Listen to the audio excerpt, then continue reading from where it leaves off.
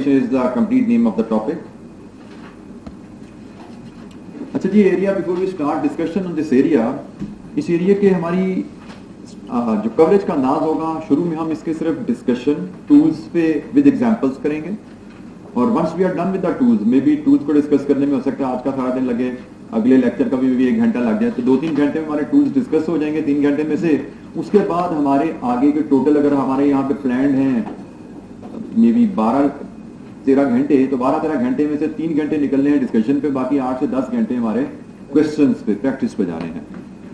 Cost of capital पे भी कुछ प्रैक्टिस हमने क्वेश्चंस कम किए थे वहां पे इंटेंशनली पास्ट पेपर्स के। उसकी वजह यह है कि हमारे कॉस्ट ऑफ कैपिटल का नॉलेज, सोर्स ऑफ फाइनेंस का नॉलेज और बिजनेस वैल्यूएशन का नॉलेज ये अक्सर मिक्स होकर टेस्ट हो रहा होता है पास्ट पेपर्स में, तो इसलिए हमने बिजनेस वैल्यूएशन के एरिया के एंड पे हमारे गालबन तो 10-12 शायद हमारे प्लान में क्वेश्चन है पास्ट पेपर के और क्वेश्चन बैंक से।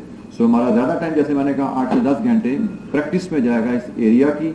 May be full fledge 3 lecture शायद प्रैक्टिस पे जा रहे होंगे, 1-1.5 लेक्चर में हमारी डिस्कशन इसकी कंप्लीट हो जाएगी। और जैसे मैंने कहा कि कॉस्ट ऑफ कैपिटल और सोर्स ऑफ फाइनेंस भी टच होगा जब हम इसके क्वेश्चंस देख रहे होंगे। अच्छा जी, बिजनेस वैल्यू से मुराद क्या है? बिजनेस वैल्यू से मुराद ली जाती है value of debt plus value of equity. 2 components होते हैं बिजनेस वैल्यू के, एक डेट की वैल्यू, एक इक्विटी की वैल्यू।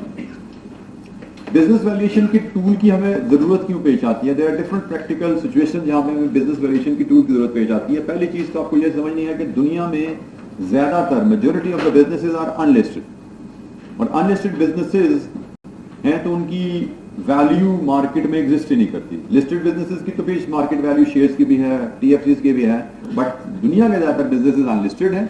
और अनलिस्टेड के रेफरेंस से बात करें तो हमें बिजनेस की खरीदो फरोख्त करनी होती है, हमें शेयर्स किसी बिजनेस के खरीदने हैं, डिसीजन लेना है होल्ड करें या बेचें, हमें स्टॉक मार्केट ने किसी अनलिस्टेड कंपनी ने स्टॉक मार्केट में लिस्ट होना है, तो स्टॉक मार्केट में लिस्ट होने के लिए आईपीओ पे किस प्राइस पे हम शेयर ऑफर करें वो डिटरमिन करना है।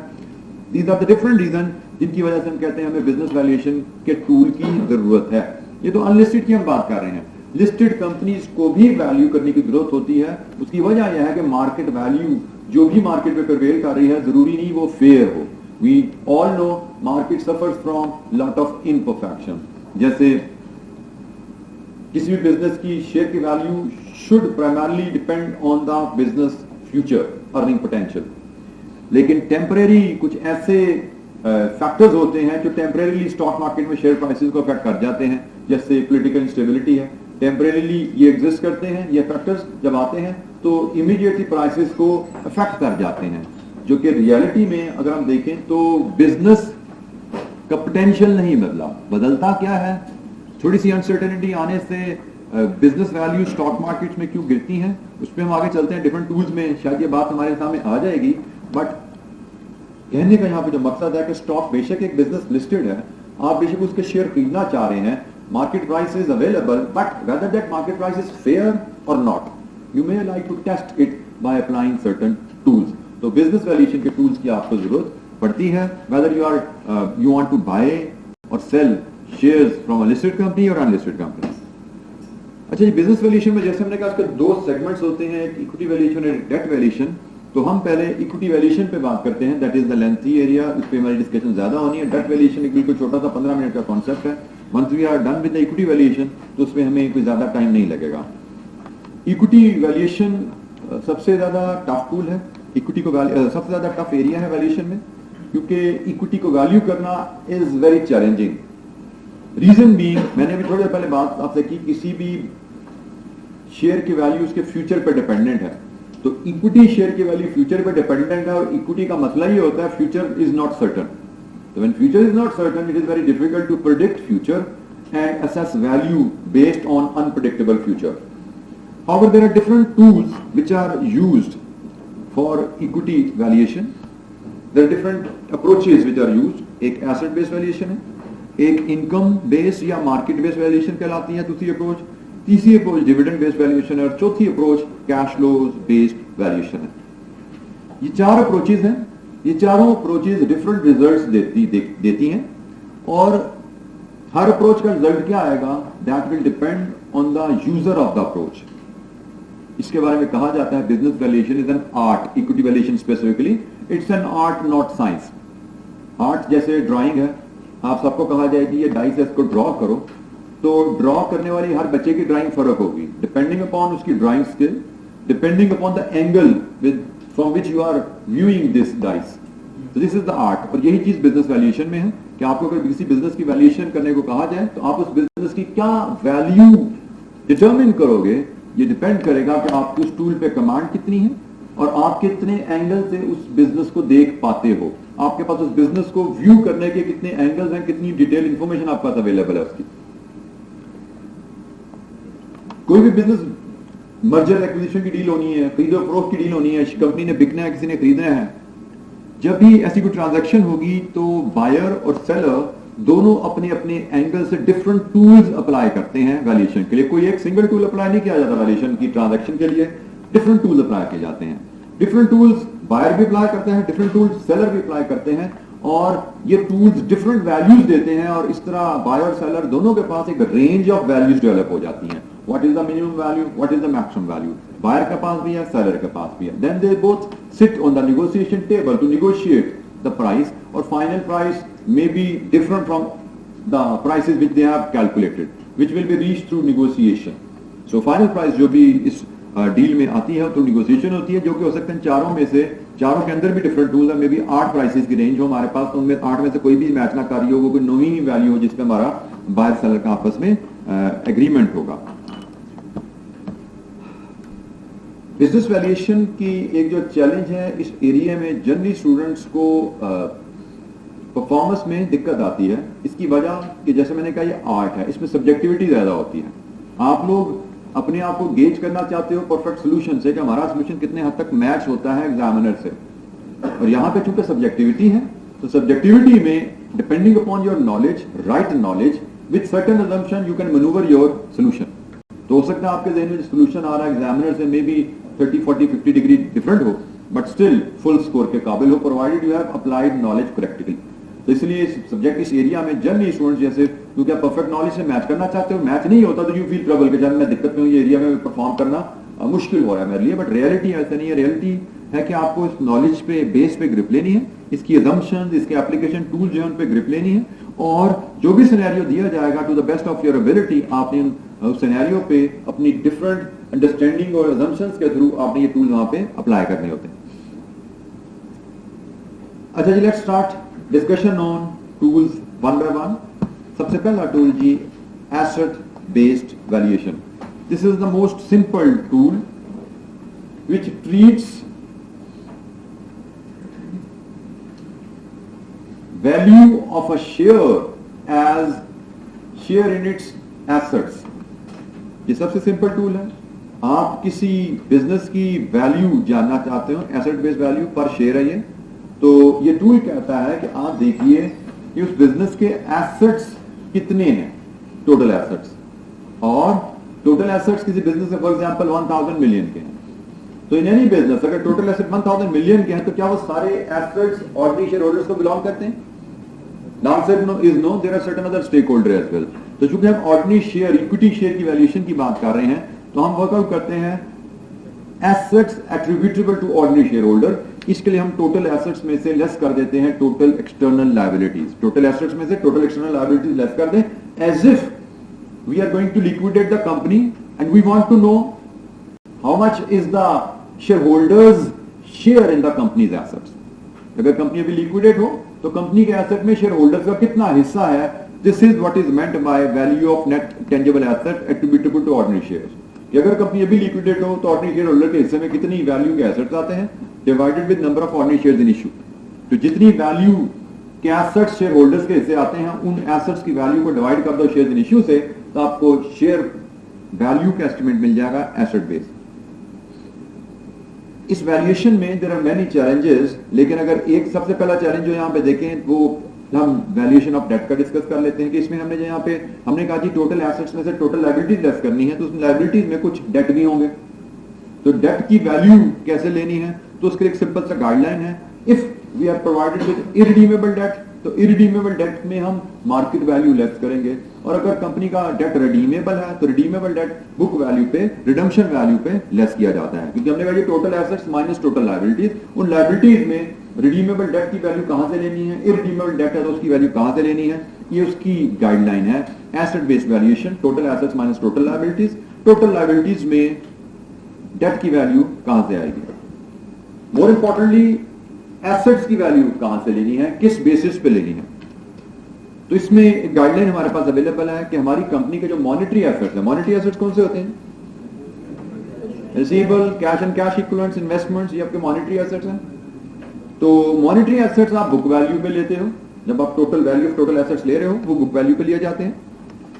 Then there is inventory, inventory आप हमेशा रियलाइजेबल वैल्यू पे लेते हो। And then there is non monetary asset, जिसमें आपकी लैंड, बिल्डिंग, प्लांट, इस तरह की चीजें आ जाती हैं, non monetary asset. Non monetary assets को किस वैल्यू पे लेना है, that will depend what is the objective of acquisition. Acquisition के मल्टीपल ऑब्जेक्टिव्स हो सकते हैं, जिनमें से एक ऑब्जेक्टिव होता है रैपिड ग्रोथ। आप एक कंपनी दूसरी कंपनी को अक्वायर करती है, उसकी वजह क्या है, they want to expand rapidly, they want to multiply their size rapidly, so instead of starting up their own business, they buy a running business, they plan to buy a running business and they want to operate it as a going concern. This is one of the major reason behind acquisition.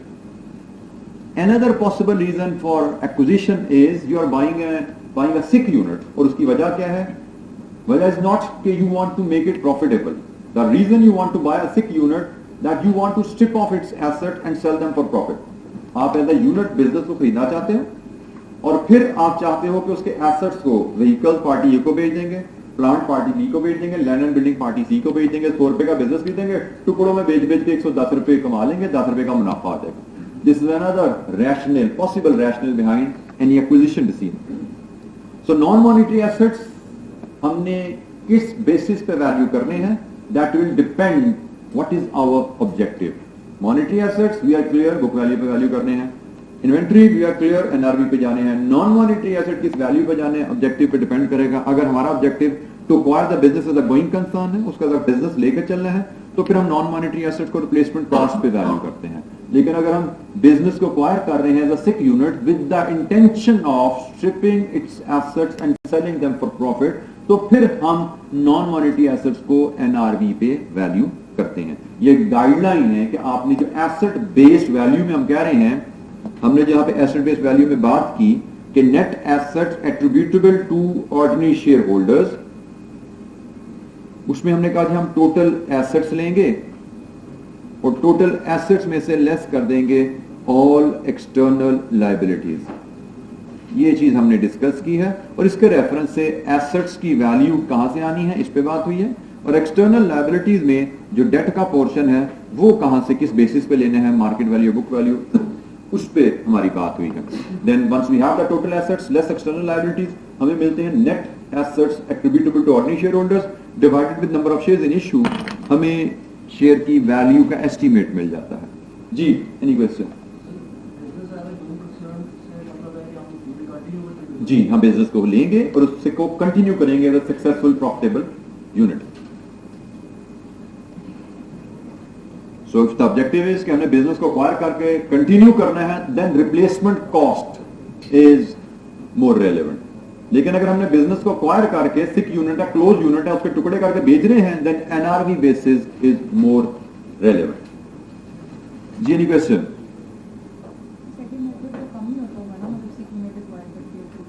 बेटा method तो ये asset based valuation ही है, लेकिन हम कह रहे हैं कि वैल्यू की बेस क्या बनानी है।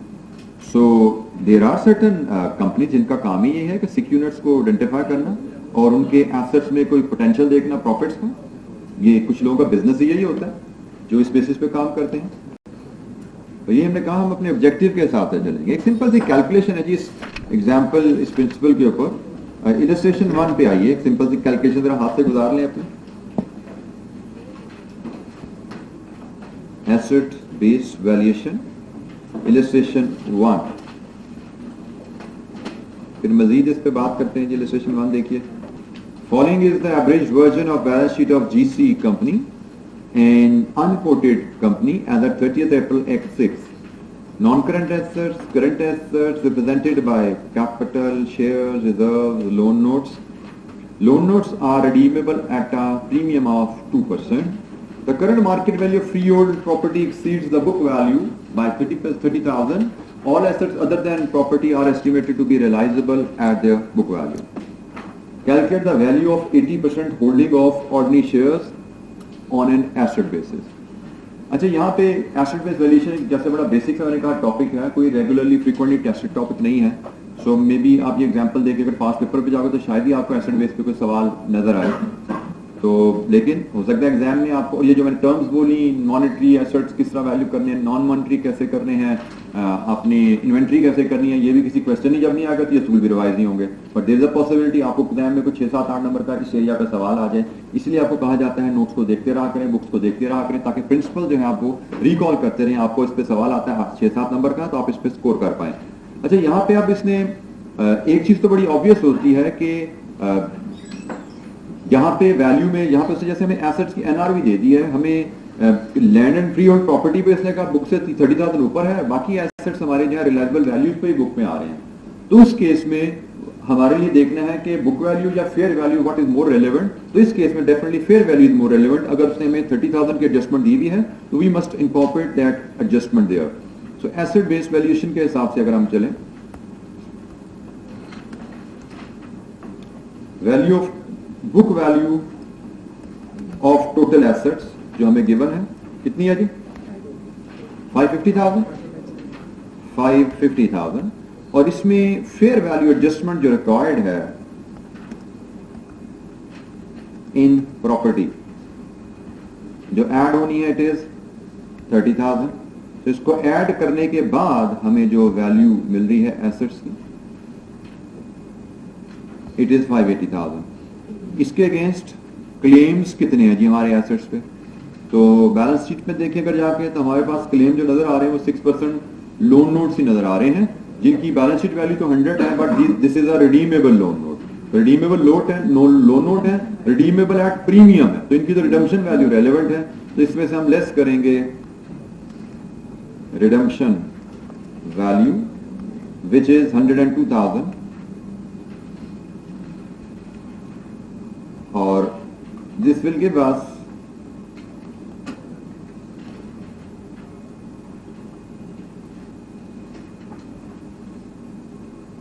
एसेट बेस्ड, बल्कि इसको मैं वही स्टेटमेंट अगर लिखूं, net assets attributable to ordinary share holders.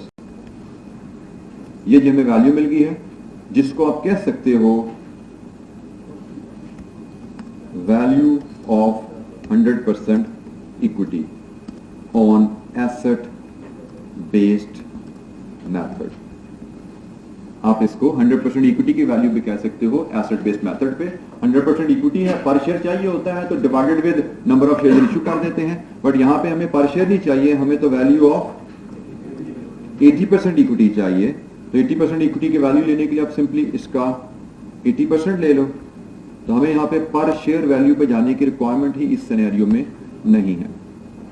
Value of 80% shares, just in case requirement होती तो वैल्यू पर share is number of value of assets divided by number of shares in issue. तो number of shares in issue कितने हैं इसके?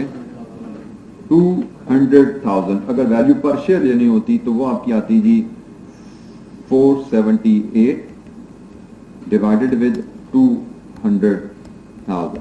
तो value पर share कितनी आती जी? 2.39. ये जी आपकी वैल्यू पर शेयर आती अगर आपकी वैल्यू पर शेयर की रिक्वायरमेंट होती. और इसके हिसाब से भी आप वैल्यू ऑफ 80% शेयर अगर रिकैलकुलेट करते तो 2.39 इंटू 200 इंटू 80%, तो ये वैल्यू वही आपकी 382,400 ही बन जाती. तो आपको इस अंदाज से प्रेजेंट करने की रिक्वायरमेंट है नहीं यहाँ पे. ये जो मैंने शो तो कर दिया क्योंकि हमारी एक वाहिद एग्जांपल हम कर रहे हैं यहाँ पे एसेट बेस पे, तो इसलिए मैंने कैलकुलेशन आपसे शेयर कर ली. अदरवाइज हमारा ये answer was good enough. 80% shares की वैल्यू 382,400 ये काफी था. ये नहीं क्वेश्चन कोई सवाल एसेट बेस वैल्यूएशन पे?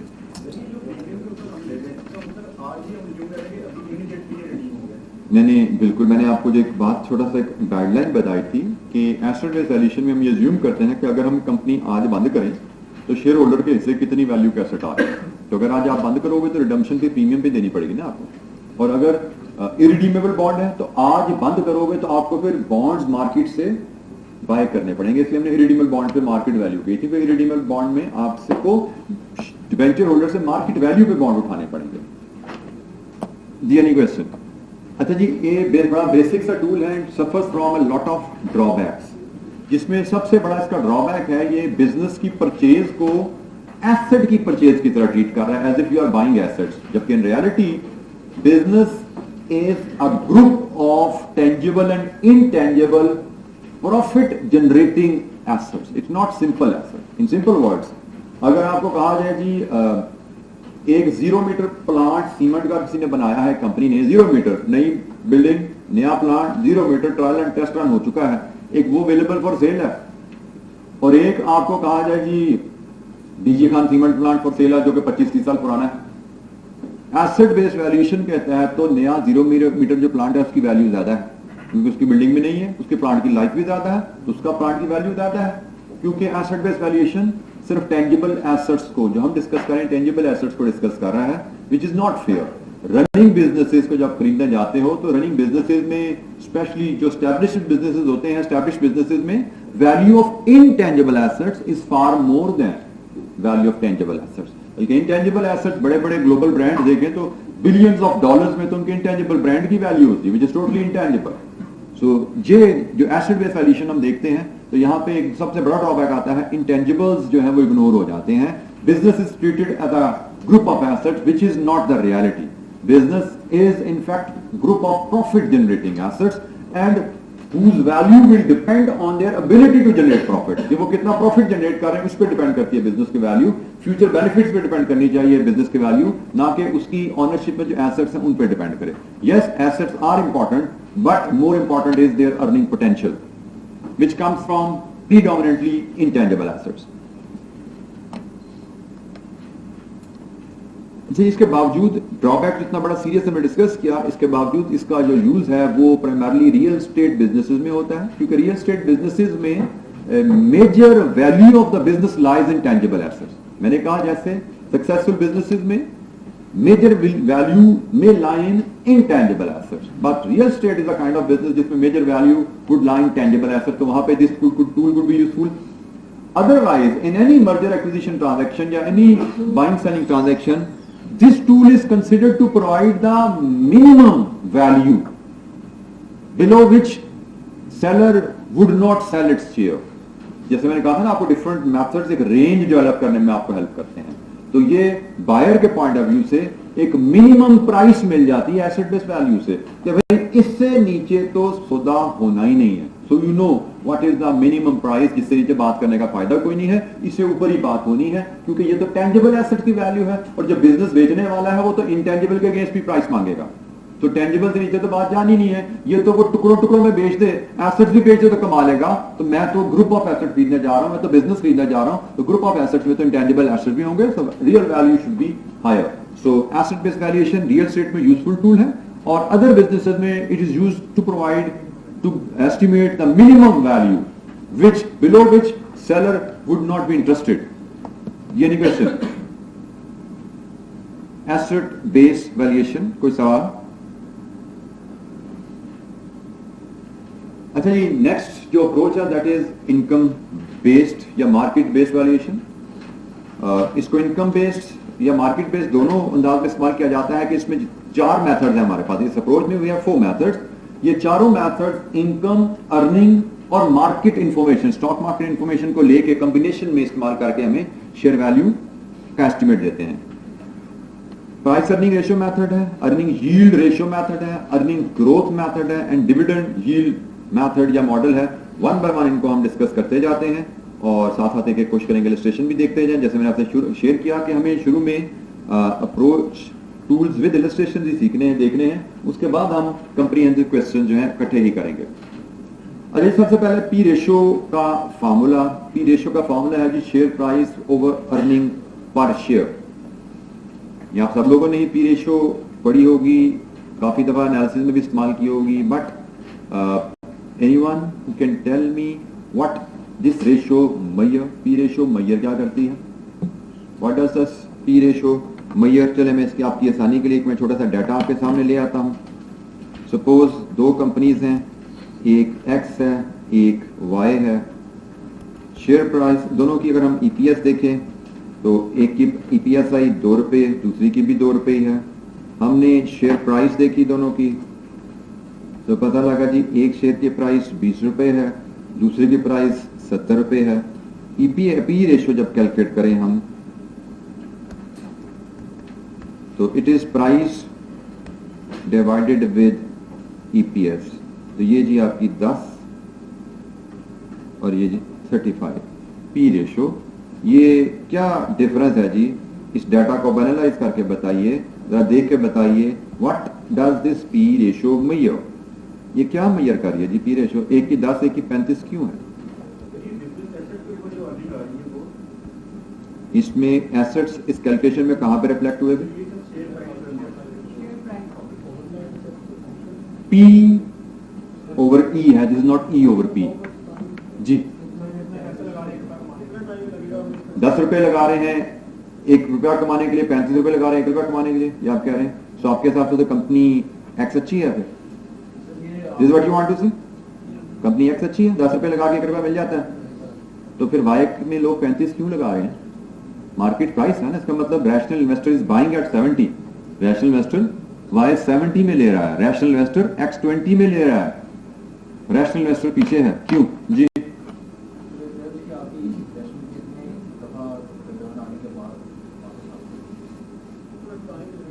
कुछ समझ नहीं लगी मुझे, क्या कहना चाह रहे हैं? 2 रुपीज पर शेयर अर्निंग है, 20 रुपए इन्वेस्ट किया तो आप भी अपने साथी वाली बात करें, इसका मतलब एक्स इज बेटर। 10 सालों में एक्स की इन्वेस्टमेंट वापस आ जाती है, वाई की इन्वेस्टमेंट तो 35 सालों में वापस आएगी। If this is the way you want to look at it, आप कह रहे हैं एक्स अच्छा है तो मेरा सवाल दूसरा ये होता है एक्स अच्छा है तो वाई 70 का भी बिक रहा है, फिर वाई महंगा भी बिक रहा है अगर एक्स अच्छा है उसके जी। एनी अदर वॉलंटियर कोई और जो इसको एक्सप्लेन करने की कोशिश कर सके? This is the main thing, earning per share is past information, what you have achieved in past, and when you are buying a share you are buying it for its future. If people are buying X for 20 as compared to Y which is selling in the market for 70, इसका मतलब लोगों को X के मुस्तकबिल से उम्मीदें जो हैं वो Y के मुकाबले में कम है। शायद उनका ख्याल है X 2 रुपए कमा रहा है पर शेयर, आइंदा भी 2 रुपए ही कमाता रहेगा, लेकिन वाई के बारे में इन्वेस्टर का ख्याल है शायद इस साल तो 2 कमाया है, अगले साल 4 होगा, उससे अगले साल 8 होगा, इसने तो 6-7 गुना पे चली जानी है इसकी earning. This company Y has a very bright future, that's why investor is willing to pay 70 rupees for the same earning with Y, price is paid for the future. So जो आपकी पी रेशियो होती है, higher P ratio indicates higher investors confidence in company's future, या आप कह सकते हो higher P ratio indicates higher expected future growth.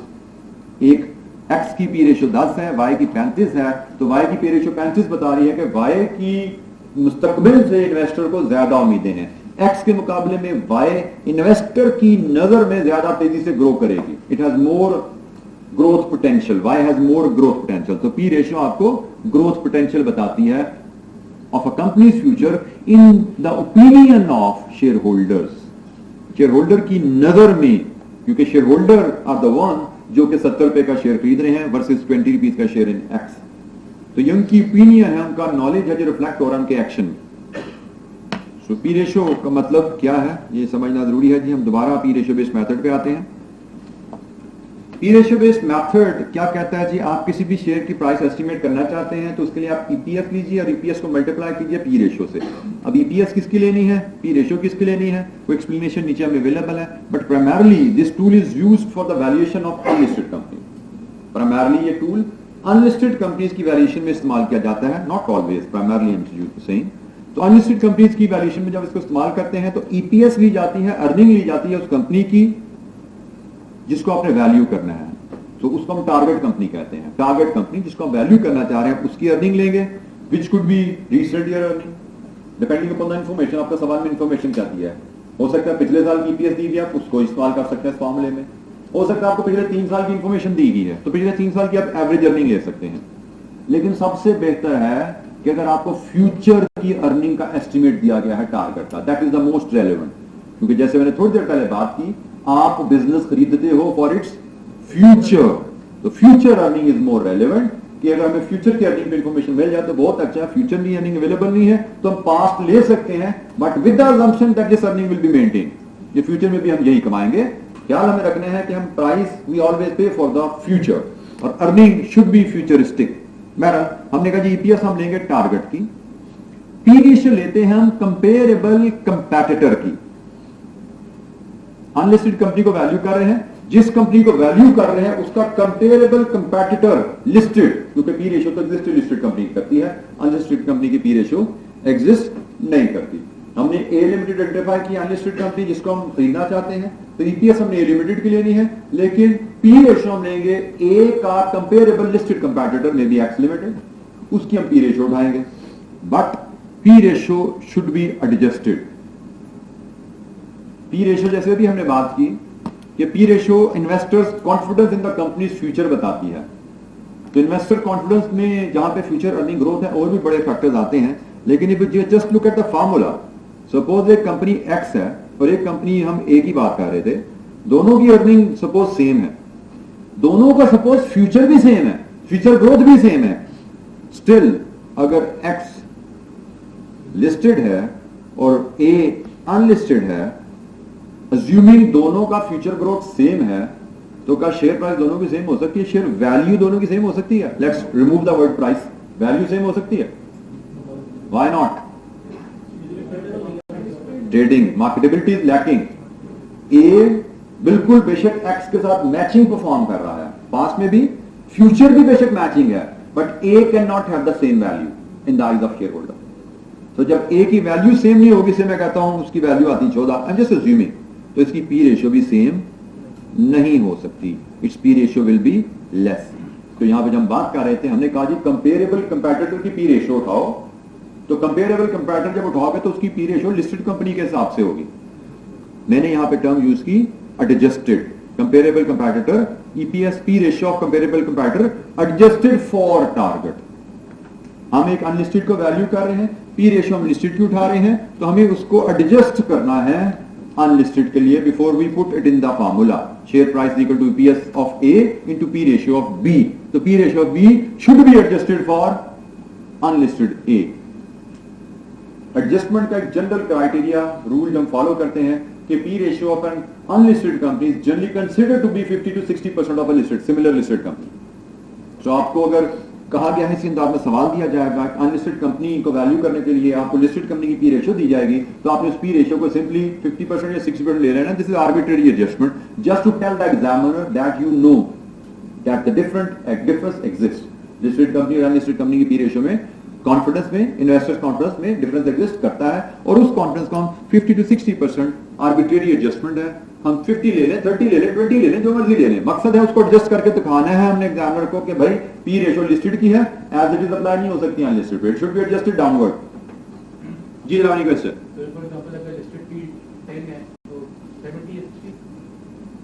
आप उसका 50% या 60%, मे बी 5 या 6 या 7, जो मर्जी आप इस्तेमाल कर लीजिए। अगर आपको जिसका मैंने यहाँ पे कहा कि हमें अगर करना है, तो ये तो मैंने जैसे डाटा अज्यूम कर लिया ना, मैं इसको यहाँ पे सिंपली अगर मैं इसके लिए अप्लाई करना है तो आई अज्यूम कि भाई इसका से मैं 60% ले लेता हूं।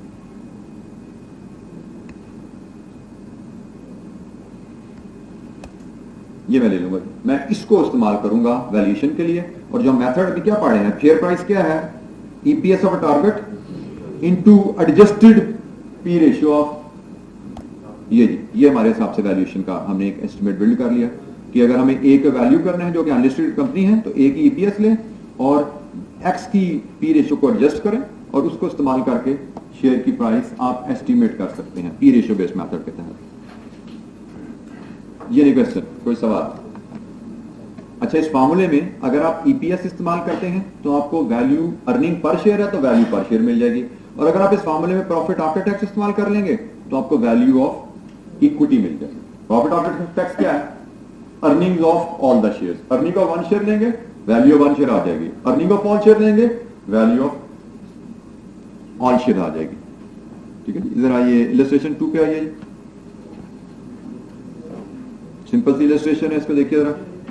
Maintainable earning per share which you intend to earn in future. I think diluted EPS is the one which you are plan to earn in future. Potential वही है ना, going forward diluted ही आप earn करोगे, तो आप वो earning लेते हो जो मैंने कहा फ्यूचरिस्टिक होनी चाहिए, जो फ्यूचर में आपने कमाना है वो होना चाहिए। पास्ट को जरूर इस्तेमाल करते हैं बट फॉर एस्टिमेटिंग फ्यूचर। जैसे मैंने कहा था रिसेंट EPS भी ले रहे हो तो इस अजम्पशन पे ले रहे हो कि अगले सालों में हमने ये कमानी है।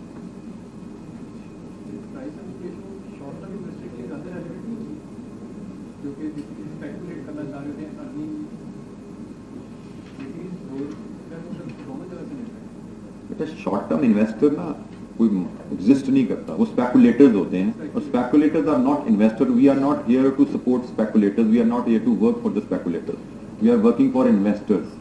Investors are, they don't invest in short term.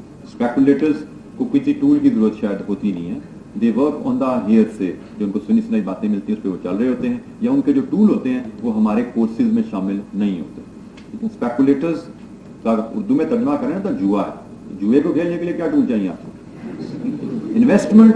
You always, if you play stock market में सुबह खरीद के शाम को बेचना है तो ये जुआ है। You are playing with your luck, this is not wise investment decisions. जितना मर्जी आप एनालिसिस कर लो, सुबह खरीदा, घंटे बाद बेचने के लिए, तो दुनिया का कौन सा कारोबार है जो 1 घंटे में प्राइस बढ़ जाती है? अभी हम वैल्यूएशन ही पढ़ने जा रहे हैं। वैल्यूएशन बढ़ती है फ्यूचर इंप्रूव होने से। हाँ, अगर आपको इनसाइडर न्यूज है तो और बात है, घंटे बाद आपको पता लगे खबर निकलने वाली है बहुत बड़ी कंपनी के फ्यूचर के बारे में, then probably you would make some gain, but otherwise you are just betting, you are just playing with your luck, which is not recommended. या at least tools जो financial management के professionals हैं, they don't support, they don't facilitate there. We are facilitating the investors, the businessmen in taking business decisions, not speculations. Okay? तो इसलिए speculations के tool हम यहाँ पढ़ ही नहीं रहे, स्पेकुलेशन यहां पे इन्वॉल्व ही नहीं है। जी ये टूल जरा पढ़िए। इलस्ट्रेशन 2, अनलिस्टेड कंपनी XYZ 12 इसकी EPS है। It is expected to rise to 15 next year. Similar listed companies have P ratio ranging from 8 to 13.5. The average P ratio of these companies is 11.11. Calculate the share value of ABC company using P ratio method. ये बीच में ऊपर XYZ दिया, ये ABC क्यों आ गया भाई? नीचे भी XYZ होना था। ये तो अजीब सा ICAP वाला सवाल बन गया। ICAP में ऐसे ही सवाल आते हैं। तो अच्छा जी, XYZ कंपनी EPS हमें दी गई है उसकी, जो कि एक अनलिस्टेड कंपनी है, और फिर लिस्टेड कंपनी की हमें इंफॉर्मेशन दी गई है। तो अगर हम इसको इस्तेमाल करना चाहें, सबसे पहले जैसे हमने कहा था, बात हुई हमारी कि हमें EPS चाहिए, बट EPS चाहिए हमें फ्यूचरिस्टिक। EPS हमें पास्ट की भी अवेलेबल है, बट 15 इज मोर रेलेवेंट। तो EPS जो रेलेवेंट है दैट इज 15। फिर हमें चाहिए P रेशो।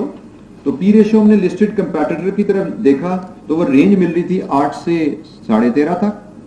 अब यहाँ पे दो ऑप्शन हो सकती है कि आप मिनिमम मैक्सिमम दोनों को लेकर चलें, लेकिन मुझे लगता है कि एवरेज लीजिए और एवरेज लेके उसको एडजस्ट कर दीजिए।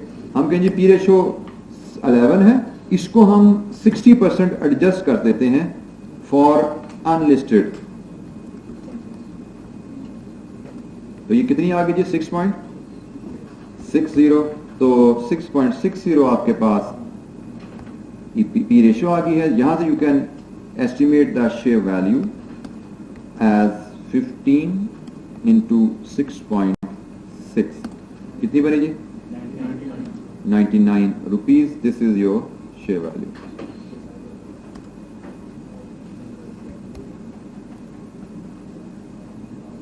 तो हमने एवरेज P रेशियो उठाई, उसको 60% पे ले गए फॉर अनलिस्टेड कंपनी, और EPS इंटू P रेशियो की तो हमें शेयर प्राइस मिल गई। शेयर वैल्यू का एस्टीमेट मिल गया, not the share price, share value हमें मिल गया। जी एनी क्वेश्चन? जो सॉरी स्टॉक बेटा रियलिटी क्या है वो एक अलग चीज है। रियलिटी में speculators they do influence smaller size markets. जो बड़ी मार्केट्स हैं उन पे स्पेकुलेटर्स इन्फ्लुएंस नहीं कर सकते। पाकिस्तान की मार्केट बहुत छोटे साइज की है, यहाँ पे स्पेकुलेटर्स दुनिया में एग्जिस्ट करते हैं। I am not saying they don't exist, I am saying we are not learning how to facilitate them.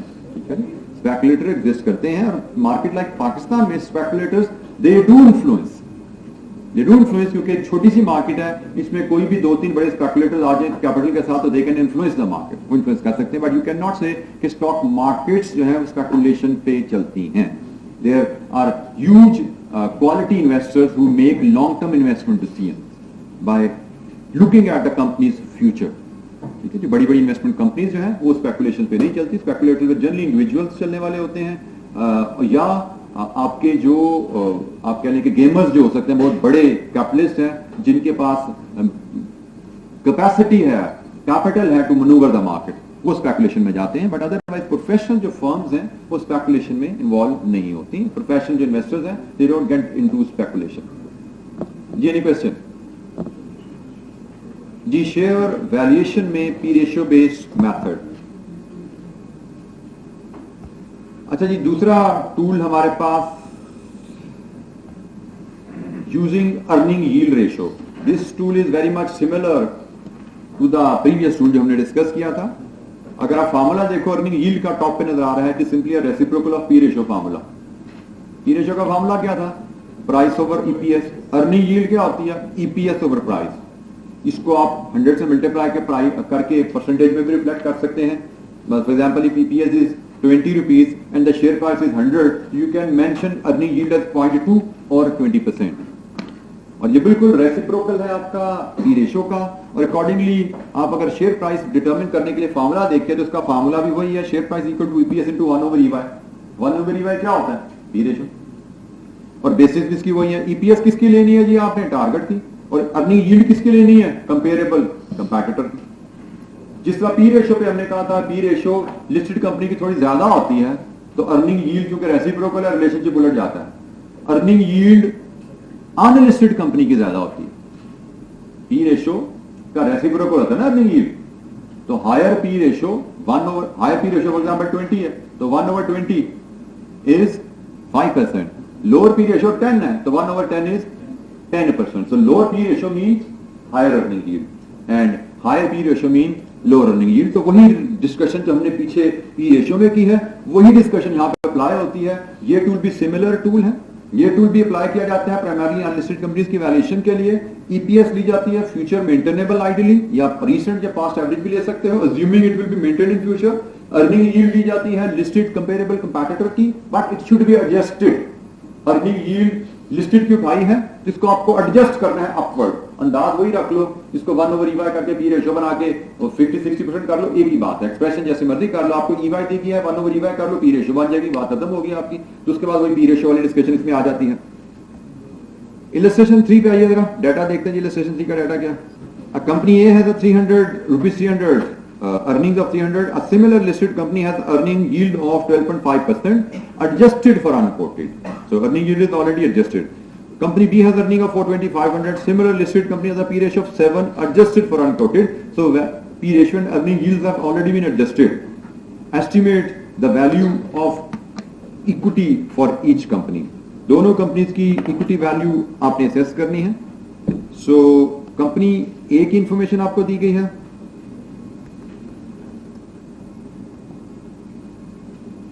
Company ए की जो आपको रेशियो इंफॉर्मेशन दी गई है वो है जी आपकी अर्निंग यील्ड के बारे में। तो इसका मतलब शेयर वैल्यू जो आप एस्टिमेट करेंगे it will B EPS multiplied with 1 divided with earning yield. ये जी आपका फार्मूला है फॉर वैल्यूइंग शेयर। इसमें आप ईपीएस लेते हैं टारगेट की जिसको आपने वैल्यू करना है, वो है जी 300,000 और अर्निंग यील्ड आप लेंगे कंपेरेबल लिस्टेड कंपैटिटर की, जो कि आपको दी गई है 0.125, 12.5% है, 0.125 इसको लेंगे।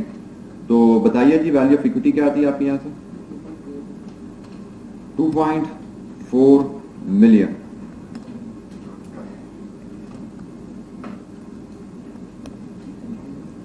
इसी कैलकुलेशन को आप पी रेशियो बेस्ड मेथड से भी रिफ्लेक्ट कर सकते हैं।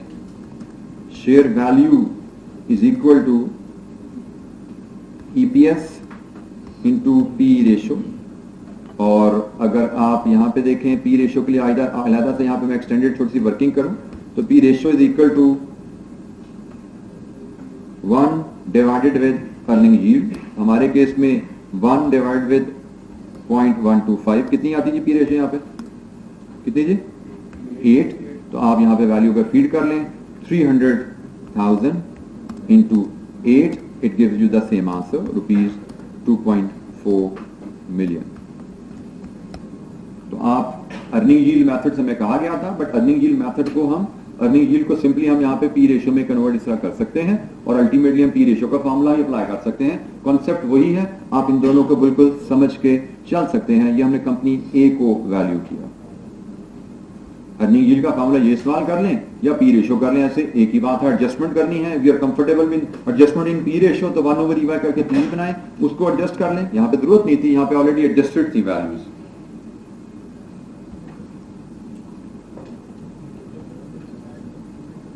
जी एनी क्वेश्चन?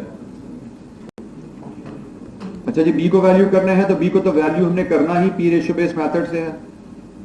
सो ईपीएस कितनी है जी बी की? 420,500 और पी रेशियो कंपेरेबल लिस्टेड कंपैटिटर की 7 है। तो यहां पे बोलिए जी इसकी वैल्यू क्या आती है? 2.435 ले जी, 29435 मिलियन। ये जी आपके पास वैल्यू आ गई कंपनी बी की। अर्निंग यील्ड मेथड क्या है? 1/EY करें तो पी रेशियो ही बन जाता है। वही डिस्कशन जो हमने पीछे की थी, लगभग वही डिस्कशन यहां पे बन जाती है। Any question? कोई सवाल? जी जी, टोटल अर्निंग दी हुई है मैंने, sorry my mistake, this is not share value, उसकी रिक्वायरमेंट थी हमारी estimate the value of equity. This is equity value, this is not share value, this is equity value. ये equity value है and this is not EPS, ये earnings है जी। मुझसे लिखने में गलती हुई, मैंने आपसे भी थोड़ी देर पहले शेयर किया था कि अगर आप अर्निंग्स यूज करेंगे तो आपको इक्विटी वैल्यू मिलेगी, आप ईपीएस यूज करेंगे तो आपको शेयर वैल्यू मिलेगी।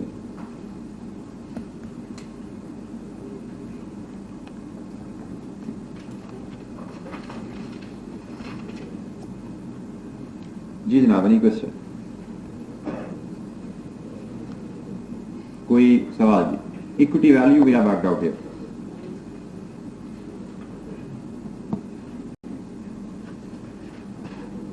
अच्छा जी, एक थर्ड अप्रोच इनकम बेस्ड या अर्निंग बेस्ड में, third approach earning growth.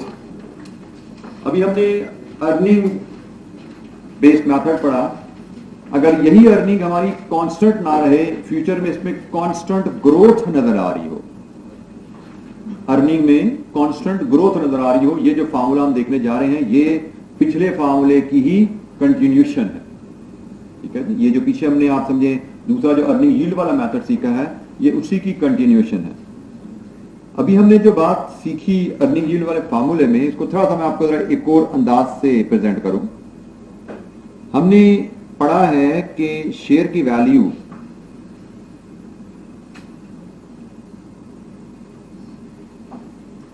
Is equal to EPS into 1/EY, ऐसे ही है।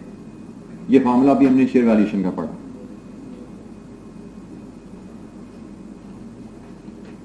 आप अगर इस फार्मूले को इस तरह देखिए, ईपीएस ओवर EY, एक ही बात है मैथमेटिकली, बट आप इस फार्मूले को इस शेप में देखिए, इस शेप में देखिए। इसको अगर आप थोड़े कैश फ्लो डिस्काउंटिंग के नॉलेज से अपने रिलेट करना चाहें तो ये फॉर्मूला काफी हद तक आपको डिस्काउंटिंग इन परपेचुइटी से सिमिलर लगता है। डिस्काउंटिंग इन परपेचुइटी कैसे करते हैं? Annual cash flow divided with discount rate R, तो यहां पे अर्निंग यील्ड भी तो रेट ही है ना, अर्निंग यील्ड भी आपका रेट है। EPS although it's not a cash flow but this is a future return, तो फ्यूचर रिटर्न की एक तरह की आप पीवी ले रहे हो अर्निंग यील्ड में। तो अर्निंग यील्ड मेथड आपका एक तरह का, इसको हम कहते हैं कैपिटलाइजेशन ऑफ प्रॉफिट, इसको कहा जाता है कैपिटलाइजेशन ऑफ प्रॉफिट्स, कि आपने of future profits, let me right it, future profits, कि आपके जो फ्यूचर के प्रॉफिट्स हैं उनकी आपने इन अ वे प्रेजेंट वैल्यू ली है, इन अ वे आपने उनको कैपिटलाइज किया है by using earning yield as the discount rate. अब ये तो डिस्काउंटिंग है इन परपेचुइटी, तो परपेचुइटी डिस्काउंटिंग तो होती है जब कैश फ्लो कांस्टेंट हो, जब अर्निंग पर शेयर कांस्टेंट है तो फिर तो ये फॉर्मूला अप्लाई होगा। लेकिन earning per share if it is growing at a constant rate, growing at a constant rate, तो फिर this formula will not work. फिर कौन सा फॉर्मूला काम करेगा? जो हमने डीवीएम में सीखा था। अब जरा रिलेट करो डीवीएम से इस फॉर्मूले को। डीवीएम याद आ जी, डीवीएम के दो फॉर्मूला पढ़े थे, दोबारा हमने पढ़ने हैं दो। डीवीएम में हमने कहा था जी एक तरीका है कांस्टेंट डिविडेंड, को कांस्टेंट डिविडेंड था तो फॉर्मूला था share price is equal to D over K E. D was the cash flow future benefit, K E was the discount rate. और इसकी इक्वलेंस आप इस फॉर्मूले से देखो जरा, यहां पे डिविडेंड था बेनिफिट, यहां पे अर्निंग बेनिफिट है, यहां पे के ई डिस्काउंट रेट था, यहां पे अर्निंग यील्ड डिस्काउंट रेट है, बट नेचर वही है, डिस्काउंटिंग इन परपेचुइटी। तो जिस तरह आपने डिविडेंड जब ग्रोथ आ जाती है तो आपने फॉर्मूला पढ़ा था आपने D naught into 1 plus G over K E minus जी, ये आपने फॉर्मूला पढ़ा था मार्केट वैल्यू एस्टिमेट करने का, डिविडेंड में ग्रोथ आ जाए तो यही अंदाज आप अर्निंग में ग्रोथ के साथ निकाल सकते हो कि EPS 0 into 1 plus G over earning yield minus जी। ईपीएस 0 से मुराद करंट अर्निंग, 1 प्लस जी से मुराद अगले साल की earning, divided with discount rate, इस केस में ईवाई होता है माइनस जी। ये बिल्कुल डीवीएम वाला फार्मूला है जो ग्रोइंग कांस्टेंट रेट पे ग्रो करने कैश वाले कैश फ्लो की पीवी लेने का फार्मूला है। यही फार्मूला आपको ये एक्सप्रेस यहां पे किया हुआ है, अर्निंग यील्ड एट ईयर 1 जो कि ईपीएस 0 इंटू 1 प्लस जी होगा, divided with earning yield ratio minus G. Earnings at year 1 वही टारगेट कंपनी की अर्निंग एट ईयर 1, और earning yield comparable listed comparator की अर्निंग यील्ड। सो जो हमने पिछला जो सिनेरियो देखा था ये उसी सिनेरियो की कंटिन्यूएशन है। ये फार्मूला इस्तेमाल किया जाएगा share price EPS into 1 over EY, ये इस्तेमाल किया जाता है जब अर्निंग कांस्टेंट है, तो आप इस फार्मूले से शेयर प्राइस एस्टिमेट कर लीजिए। लेकिन earning is expected to grow at a constant rate, this formula should be used for the estimation of market value. जी एक क्वेश्चन, कोई सवाल?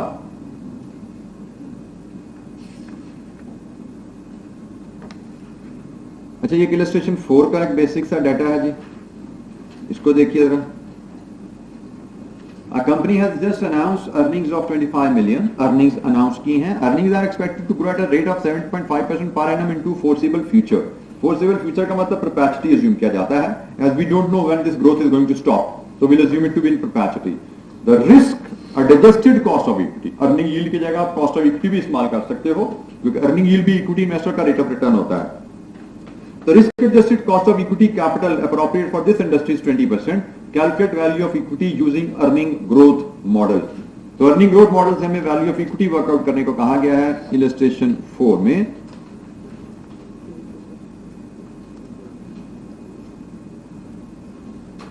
सो वैल्यू ऑफ इक्विटी हमारी जो होगी that will be earnings 0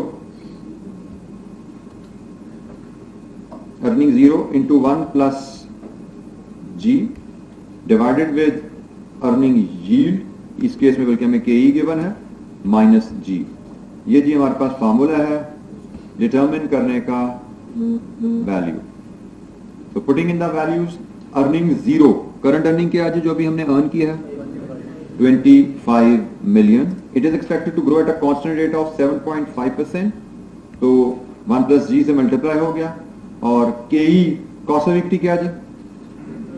20% minus growth.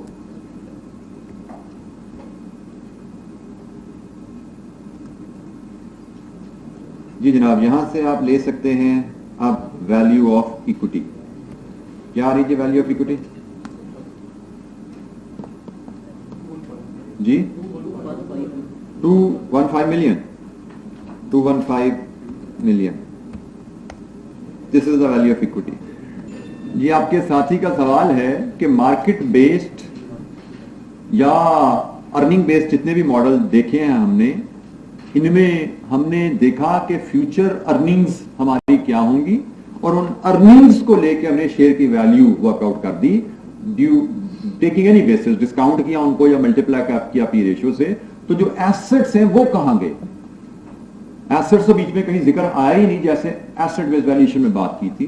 तो concept जो asset based valuation में हमने बात की थी, वहां पे डिसएग्रीमेंट हमें बड़ा इतराज था ही ये कि एसेट्स को हमने एज एसेट्स ट्रीट कर लिया। आप कोई बिजनेस इसलिए नहीं खरीदते कि आपको उसकी लैंड, उसकी बिल्डिंग, उसकी मशीनरी चाहिए।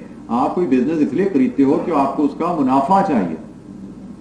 तो आपने बिजनेस की वैल्यू क्या प्लेस करनी है, ये डिपेंड करता है वो बिजनेस, वो एसेट्स कमा क्या रहे हैं। तो हम बेसिकली कर क्या रहे हैं? वैल्यू हम बिजनेस को ही कर रहे हैं, ग्रुप ऑफ एसेट्स को वैल्यू कर रहे हैं, बट एसेट्स को वैल्यू एज एसेट नहीं कर रहे हैं। एसेट को वैल्यू हम एज प्रॉफिट जनरेटिंग यूनिट कर रहे हैं कि जितना ये मुनाफा कमा रहे हैं उसके हिसाब से वैल्यू लग रही है। एक शेयर कम मुनाफा कमा रहा है, उसकी वैल्यू कम लगेगी। एक शेयर ज्यादा मुनाफा कमा रहा है, उसकी वैल्यू ज्यादा लगेगी। Assets does not matter, relevant है हमारे लिए, बट जिसका मैंने पहले कहा कि टेंजिबल एसेट्स रनिंग बिजनेसेस में लोअर वैल्यू होते हैं, इनटेंजिबल एसेट्स की वैल्यू ज्यादा होती है। और जब हम अर्निंग की बात कर रहे हैं तो ये रिटर्न ऑफ टोटल एसेट्स, ये टेंजिबल और इनटेंजिबल एसेट्स दोनों की रिटर्न है। तो जब हमने दोनों की रिटर्न को लेके वैल्यू एस्टिमेट की है, तो ये वैल्यू जो हमें मिल रही है, this is representing both tangible and intangible assets impact. जी एनी क्वेश्चन, कोई सवाल जी? अच्छा, ये मार्केट बेस्ड मेथड में last tool dividend yield method, ये भी सिमिलर सा टूल है, बस फार्मूला इसका थोड़ा फर्क है। डिविडेंड यील्ड का फार्मूला होता है dividend over market price. So this gives you the dividend yield, और डिविडेंड यील्ड रेशियो को लेकर वैल्यू करना है तो फार्मूला आ गया आपका जी, dividend per share of the target company divided with dividend yield. और डिविडेंड यील्ड ली जाती है कंपेरेबल कंपैटिटर की, जैसे हम पीछे अर्निंग यील्ड की बात करते हैं वही बात आ गई। और यहां पे भी फिर एडजस्टमेंट की बात आ जाती है, just like earning yield. Earning yield भी अनलिस्टेड कंपनी की हायर होती है, तो डिविडेंड भी चूंकि यील्ड है, ये भी अनलिस्टेड कंपनी की हायर ही होगी। ठीक है जी। तो ये सारी डिस्कशन वही है, इसमें नथिंग न्यू टू लर्न। हमें अर्निंग यील्ड की जगह डिविडेंड यील्ड दिया जाएगा, तो ये भी एक टूल हमारे पास अवेलेबल है जिसकी मदद से हम शेयर वैल्यूएशन ले सकते हैं। इसमें शेयर वैल्यूएशन का फार्मूला ये आपके सामने आ रहा है कि share current share price per share can be estimated dividend per share of the target divided with dividend yield of a comparable competitor adjusted.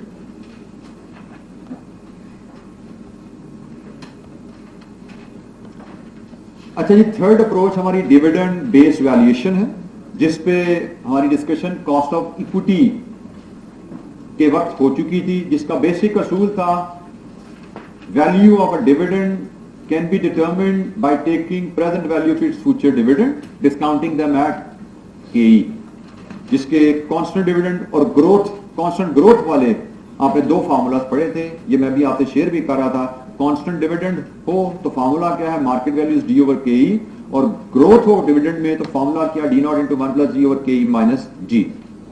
इस पे हमारी बात डिटेल में काफी हो चुकी है। Let's look at the illustrations. Illustration पे आइए जी, इलस्ट्रेशन 5, डीवीएम पे इलस्ट्रेशन 5। असूल आपको पता है, share price is PV of future dividend. I want you to give me the present value in all the three circumstances. तीन सर्कमस्टांसेस हैं, formulas are there to support you, but if the dividend stream does not match with either of the assumption, क्योंकि formula है एक assumption dividends are constant in perpetuity, formula है दूसरी assumption dividend will grow at a constant rate in perpetuity. लेकिन अगर dividend in दोनों में से किसी असम्पशन से मैच नहीं करता, जैसे C scenario, annual dividend future will be 50, sorry The dividend are expected to stay at this level for the foreseeable. ये तीन डिफरेंट सिनेरियोज वाले एक असूल ये है कि इन तीनों में से किसी से भी नहीं मैच करता तो हमें बेसिक प्रिंसिपल तो पता है, शेयर प्राइस क्या होती है, PV of future dividends discounted eight केई, दिस इज द प्रिंसिपल। अगर कोई फार्मूला फिट होता है ठीक है, अगर फार्मूला फिट नहीं होता तो डिस्काउंटिंग तो हमें आती है ना, पीवी ऑफ फ्यूचर के आंसू लेनी तो आती है, तो हम पीवी ऑफ फ्यूचर डिविडेंड्स ले पाएंगे। बहरहाल ये तीन मुझे पार्ट से इसके सॉल्व करके दिखाइए जी जनाब। क्या आ रही है जी वैल्यू पहले सिनेरियो में, इलस्ट्रेशन 5 सिनेरियो ए। उसने कहा जी डिविडेंड रहेगा कितना जी, डिविडेंड 50 हो और केई 10%, it will be simply 50 divided with 0.1 discounting in perpetuity. कितनी आई जी 500। पार्ट बी क्या कहता है जी, फ्यूचर डिविडेंड 50 थी 60 होगा तो फ्यूचर इज रेलेवेंट, तो 60 होगा तो 60 डिवाइड बाय 0.1 कर देंगे हम, इट इज 600। और तीसरा सिनेरियो है उसने कहा जी डिविडेंड जो शायद 50 ही है लेकिन अर्निंग्स कितनी होगी, डिविडेंड 50 ही है बट केई विल बी 0.12, तो यहां से कितनी बनी थी 417। ये जी आपके पास तीन पार्ट्स थे, उन तीन पार्ट से शेयर प्राइस की आती है। This was the scenario constant dividends, dividend with growth, illustration 6 and illustration 7। आइए जी इलस्ट्रेशन 6 एंड 7 पे। 6 let's look eight illustration 6 first. Using dividend valuation model, calculate the expected value of the share ex dividend. Very simple calculation, simple application of the above formula. बताइए जी यहाँ से क्या value आती है illustration 6 की, हर student calculate करके देख ले। Illustration 6 what is the value जी जनाब, क्या आ रही है वैल्यू 367.50 जी जनाब। ये फैक्टर भी आपके सामने लिखा नजर आ रहा है, अगर इस फैक्टर से कुछ डिसएग्रीमेंट है तो बोलिए। 35 into 1.05, 35 into 1 plus g divided by k minus g, 0.15 minus 0.05। Illustration 7 तो ठीक है जी, आपको पहले इस फार्मूला में मार्केट वैल्यू गिवन है, D0 अवेलेबल है, 1 plus g आपने वर्कआउट करना है, g वर्कआउट करना है। उसके बाद फिर पार्ट बी में वो कह रहा है कुछ चेंजेस हैं सिनेरियो में, तो उसके बाद आपने इसको रीसेट करना है। जी इसको वैल्यूएट कीजिए, फार्मूला इस्तेमाल करके पहले जी एस्टिमेट करेंगे इस फार्मूला में से और फिर सिनेरियो बी फॉलो करेंगे। जी की वैल्यू बताइए जी, पार्ट ए में क्या आ रही है, जी इज इक्वल टू 5.77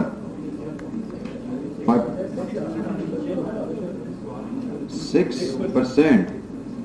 आपने सिंपल फार्मूला है, इसमें वैल्यूज फीड करके आपको 250 मार्केट वैल्यू दे दी गई है, इज इक्वल टू D1 जो कि 10 है into 1 plus G divided with K आपको गिवन है कितनी जी 0.10 10% है, माइनस जी ये फैक्टर है जिसको आपने जी के लिए सॉल्व करना है। जी शुड बी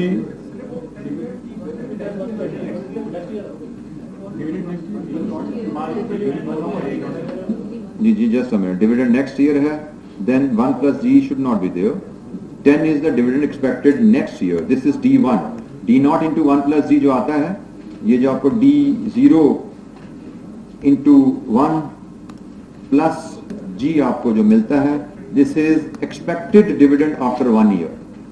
तो आपको 10 रुपीज जो अवेलेबल है, it is expected dividend next year. So D1 is 10 divided with 0.1 is your cost of equity minus G. So you need to work out G.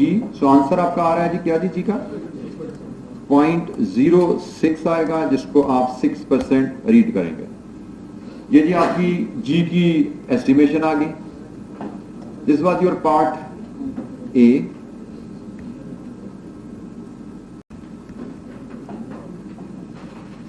Part B में वो क्या कह रहा है कि ये हालात थोड़े बदले हैं और अब लगता है कि अगले साल जो डिविडेंड होगा पुरानी उम्मीदों से 20% कम होगा। इसका मतलब अगले साल D1 अब कितना होगा 8 रुपए। उसने कहा जी हालात बदले हैं जिसकी वजह से डिविडेंड अगले साल पुरानी एक्सपेक्टेशन से 20% कम होगा और ग्रोथ भी अब आइंदा उसके आगे फर्क होगी। कितनी होगी?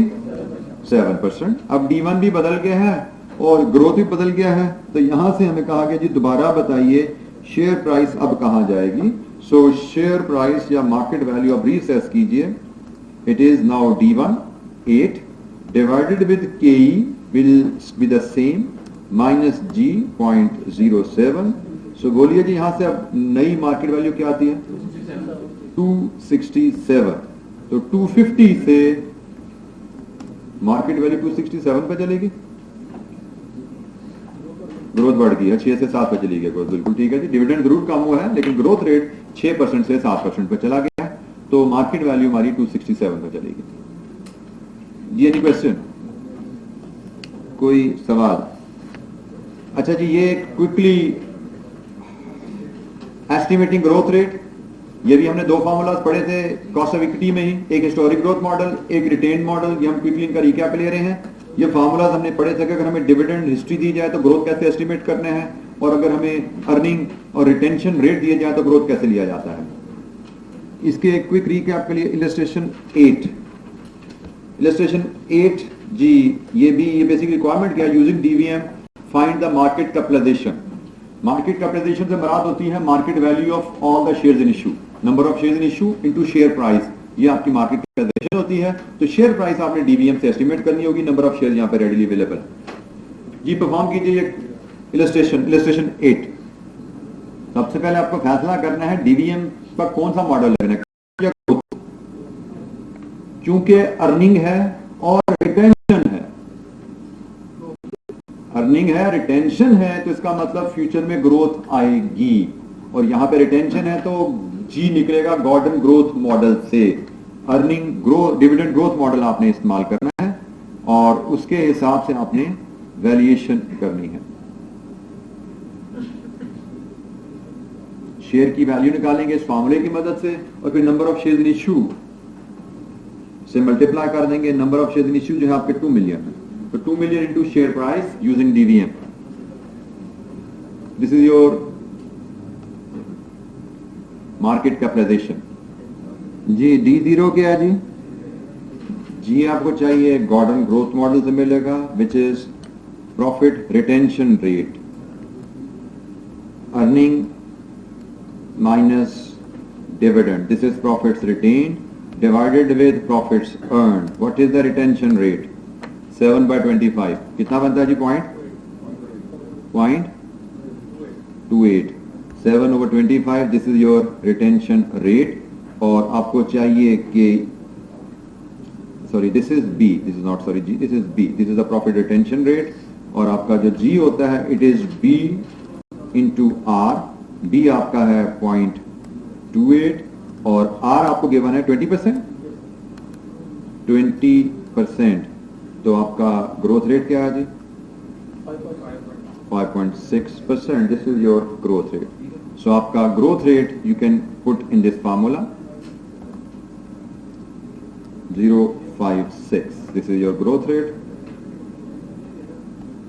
0.056। आपको केई चाहिए, केई आपको मिलेगी कैपन से। R F, what is R F? R F is 5% plus R M 12 minus 5 और इक्विटी बीटा इज 1.1। सो केई इज 12.7%। सो 12.7% केई आप फीड करेंगे यहां पे। तो बोलिए जी शेयर प्राइस क्या आ गई जी? Share price is 2.67 rupees. तो 2.67 फीड करेंगे यहाँ पे तो आपको वैल्यू ऑफ इक्विटी मिल जाएगी जी 5.35 मिलियन। 5.35 मिलियन जी जनाब। This was the requirement market capitalization. उसके लिए हमने जी वर्कआउट किया, के ई वर्कआउट किया और डीवीएम विद ग्रोथ से शेयर प्राइस आई, share price into number of shares in issue, value of equity. जी एनी क्वेश्चन? अच्छा जी, हमारे सारे tools except one cash flow based valuation वो हमारा रह गया है। बाकी सारे टूल सिंपल टूल थे हमने आज कवर कर लिए हैं। Next class cash flow based valuation पे बात करेंगे। और जस्ट काउंटिंग कि there are 15 comprehensive question in our plan जो कि हमने इस एरिया पे including cost of capital including source of finance हमने करने हैं।